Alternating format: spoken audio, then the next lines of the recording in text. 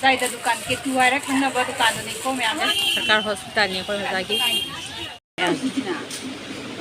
ꯁꯤ ꯐꯤꯁꯦ ꯈꯜꯂꯦꯕꯀꯣ ꯑꯁꯤ ꯁꯨꯅꯤ ꯍꯦꯜꯂꯣ ꯑꯦꯚ꯭ꯔꯤꯋꯥꯟ ꯑꯩꯒꯤ ꯑꯅꯧꯕ ꯚꯤꯗꯤꯑꯣꯗ ꯃꯌꯥꯝ ꯄꯨꯝꯅꯃꯛꯄꯨ ꯇꯔꯥꯝꯅ ꯑꯣꯛꯆꯔꯤ ꯑꯟꯖꯨ ꯁꯥꯒꯞꯄꯝꯅ ꯃꯌꯥꯝ ꯑꯩ ꯍꯧꯖꯤꯛ ꯕꯖꯥꯔ ꯆꯠꯀꯦꯅ ꯃꯌꯥꯝ ꯂꯣꯏꯁꯟꯅ ꯂꯣꯏꯅ ꯂꯩꯔꯦꯕꯀꯣ ꯆꯤꯆꯦ ꯍꯣꯏ ꯉꯥꯏꯔꯤ ꯆꯤꯆꯦ ꯍꯣꯏꯅ ꯂꯪꯀꯥꯗꯩ ꯂꯥꯛꯇꯣꯏꯅꯦꯕꯀꯣ ꯍꯧꯖꯤꯛꯀꯤ ꯃꯤꯇꯩ ꯅꯨꯄꯤꯒꯤ ꯐꯤ ꯗꯨꯀꯥꯟꯗꯩ ꯆꯤꯆꯦ ꯍꯣꯏ ꯐꯤ ꯈꯔ ꯈꯟꯒꯅꯤ ꯍꯥꯏ ꯑꯗꯣ ꯐꯤ ꯌꯦꯡꯕ ꯆꯠꯃꯤꯟꯅꯔꯨꯔꯒꯦ ꯆꯤꯆꯦꯒ ꯃꯆꯟꯅꯨꯄꯤꯁꯤꯡꯒ ꯂꯥꯛꯀꯅꯦꯕꯀꯣ ꯑꯗꯣ ꯐꯤ ꯈꯟꯕꯗꯣ ꯆꯠꯄꯗꯨꯁꯨ ꯑꯩꯒꯁꯨ ꯆꯠꯃꯤꯟꯅꯔꯨꯒꯦ ꯃꯌꯥꯝ ꯑꯗꯣ ꯑꯩꯒꯤꯕꯨꯗꯤ ꯂꯩꯗꯣꯏ ꯅꯠꯇꯦ ꯆꯤꯆꯦꯒꯤ ꯐꯤꯗꯣ ꯌꯦꯡꯃꯤꯟꯅꯕ ꯆꯠꯃꯤꯟꯅꯗꯣꯏꯅꯦꯕꯀꯣ ꯃꯌꯥꯝ ꯑꯗꯣ ꯌꯧꯔꯒ ꯍꯣꯖꯥꯏꯒꯤ ꯅꯨꯇꯨꯟ ꯕꯖꯥꯔꯁꯦ ꯀꯔꯤ ꯀꯃꯥꯏꯅ ꯇꯧꯒꯦ ꯍꯥꯏꯗꯣ ꯃꯌꯥꯝ ꯃꯐꯝꯗ ꯑꯩꯅ ꯉꯝꯃꯗꯤ ꯃꯇꯦꯛ ꯃꯇꯦꯛ ꯑꯗꯨꯝ ꯚꯤꯗꯤꯑꯣꯁꯦ ꯂꯧꯔꯒ ꯃꯌꯥꯝ ꯃꯐꯝꯗ ꯁꯤꯌꯔ ꯇꯧꯖꯔꯒꯦ ꯃꯌꯥꯝ ꯑꯗꯣ ꯚꯤꯗꯤꯑꯣꯁꯦ ꯃꯈꯥ ꯇꯥꯅ ꯌꯦꯡꯃꯤꯟꯅꯁꯤꯀꯣ ꯃꯌꯥꯝ ꯑꯩ ꯌꯨꯝꯗꯒꯤ ꯊꯣꯛꯂꯛꯑꯦꯕꯀꯣ ꯂꯝꯕꯤꯁꯤꯅ ꯑꯃ ꯐꯠꯇꯕꯅ ꯅꯨꯡꯗꯥꯡ ꯅꯣꯡ ꯇꯥꯕꯒꯤ ꯂꯝꯕꯤꯁꯦ ꯌꯥꯝ ꯐꯠꯇꯦꯕ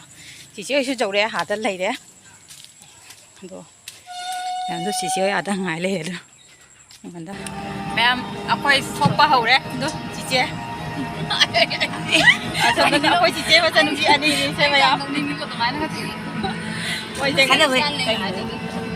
ꯌꯦꯡꯉꯧ ꯌꯥꯗꯦ ꯃꯌꯥꯝꯗꯣ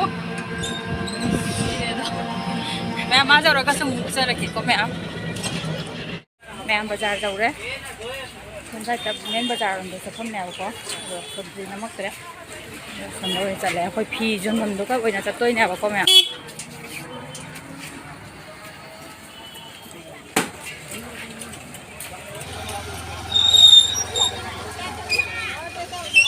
ꯉꯁꯤꯗꯤ ꯕꯖꯥꯔ ꯅꯨꯃꯤꯠꯅꯤꯅ ꯃꯤꯁꯨ ꯌꯥꯝ ꯆꯤꯜꯂꯦ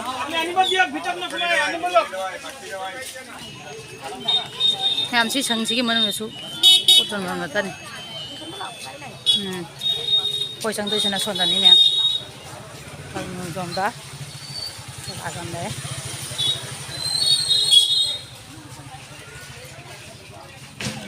ꯃꯌꯥꯝ ꯁꯤꯒꯤ ꯗꯨꯀꯥꯟꯁꯤꯒꯅꯦꯕꯀꯣ ꯑꯩꯈꯣꯏꯅ ꯐꯤ ꯌꯦꯡꯕ ꯂꯥꯛꯏꯁꯦꯀꯣ ꯃꯌꯥꯝ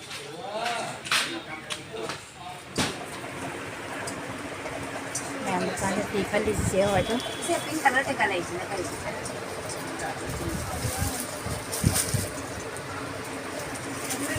हल्दी प्लास्टर से फी खली में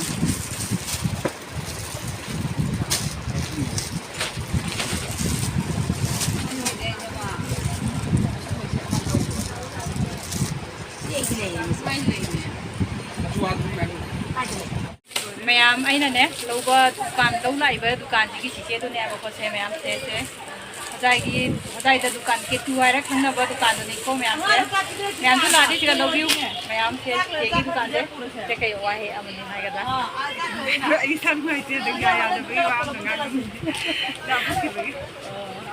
मैम लाऊ चीचे की दुकान से को मैम फी अपाब फंगनी मैम चीचे वाई सानाबू नुंगाइबने मैम लापियू से वीडियो से खल से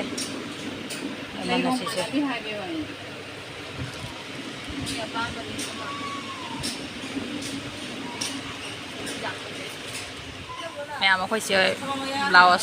स्पोर्टिंग खली ब्लाउज येंगे स्पोर्टिंग कई खली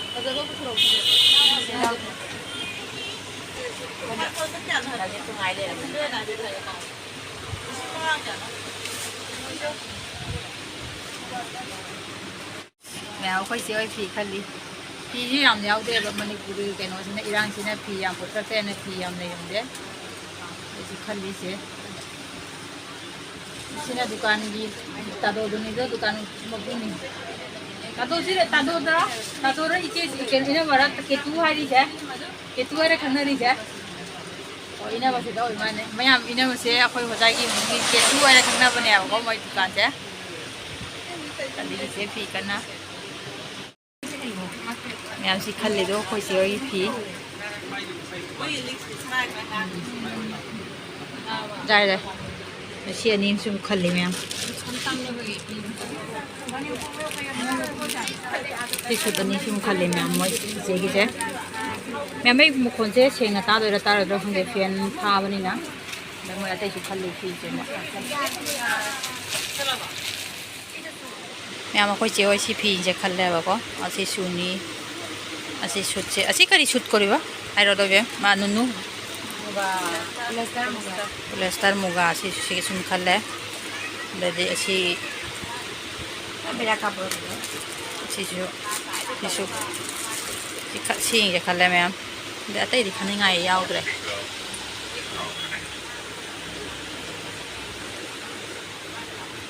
khi anh ông bố thắc qua em này tiệp bố Manipur ki rang chỉ là qua mẹ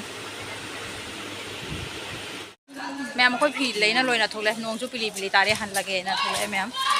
đó mẹ puno mak bazar đi thùng na badi utpade nam dre ko mẹ nông ta badi na utpadi nam dre mẹ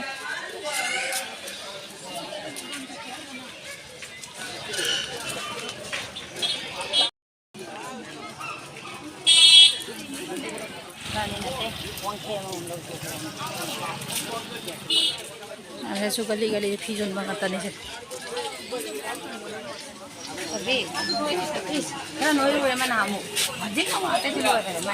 Main cantik lagi. Kayak gitu kan tuh kan.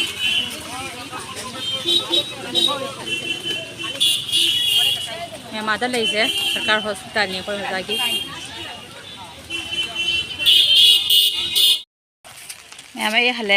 halak pasti kamu pilih loh itu loh baga nung tara bani nane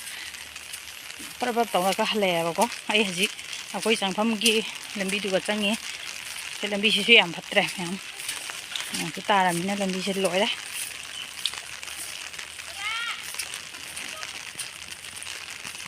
ma'am ayah video saya ngasih di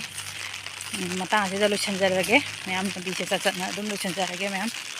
ini video dah anu pura ga lag lagi ma'am, masih kita intang set, juga, bye.